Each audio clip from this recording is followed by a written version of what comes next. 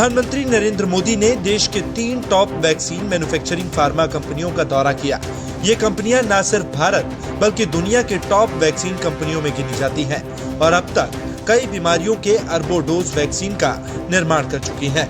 PM Modi ने अहमदाबाद में Zydus biotech park में कोरोना के स्वदेशी डीएनए आधारित वैक्सीन के विकास का जायजा लिया। पीएम ने कहा कि इस वैक्सीन को जाइडस कैडिला डेवलप कर रहा है। वे इस टीम में शामिल लोगों की कोशिशों की सराहना करते हैं। भारत सरकार सक्रिय रूप से इन कोशिशों के साथ है। इसके अलावा PM Modi Bharat biotech company में बन रही वैक्सीन के निर्माण का जायजा लेने हैदराबाद पहुंचे। भारत बायोटेक अपनी संभावित कोरोना वैक्सीन कोवैक्सीन को Indian council of medical research और नेशनल इंस्टीट्यूट ऑफ वायरोलॉजी के साथ मिलकर तैयारी कर रही है।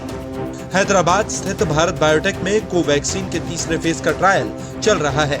तीसरे फेज में कंपनी 26,000 लोगों पर इस वैक्सीन का ट्रायल कर रही है।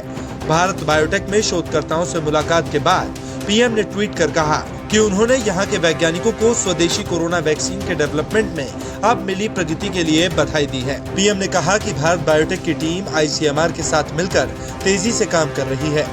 वैक्सीन का निर्माण हैदराबाद के भारत बायोटेक के बाद पुणे स्थित सीरम इंस्टीट्यूट ऑफ इंडिया का भी पीएम ने दौरा किया। प्रधानमंत्री ने इस दौरान शोधकर्ताओं और वैज्ञानिकों से बातचीत की और वैक्सीन निर्माण में हुई प्रगति का जायजा लिया। मोदी के दौरे के बाद सीरम इंस्टीट्यूट के सीईओ अदार पूनावाला ने कहा कि हमने महामारी स्तर की पुणे में सबसे बड़ी फैकल्टी तैयार की है और मांडरी में अपने नए परिसर का निर्माण किया है। उन्होंने कहा कि अब तक भारत सरकार के साथ इस संबंध में कुछ भी लिखित तौर पर नहीं है कि उन्हें कितने डोज चाहिए, लेकिन संकेत मिल रहे हैं कि जुलाई 2021 तक ये संख्या 30 से 40 करोड़ डोज तक हो सकती है। वैक्सीन को लेकर अदार पूनावाला ने सबसे जरूरत की बात ये बताई। सीरम इंस्टीट्यूट में बन रही कोविशील्ड वैक्सीन के इमरजेंसी इस्तेमाल के लिए आवेदन किया गया है। मंजूरी मिलने पर 2 हफ्ते के अंदर इसका इमरजेंसी इस्तेमाल किया जा सकता है। इमरजेंसी इस्तेमाल जैसे हेल्थ वर्कर आदि के लिए होता है, लेकिन पूनावाला का दावा है कि अप्रैल तक ये वैक्सीन आम लोगों तक भी पहुंच जाएगी।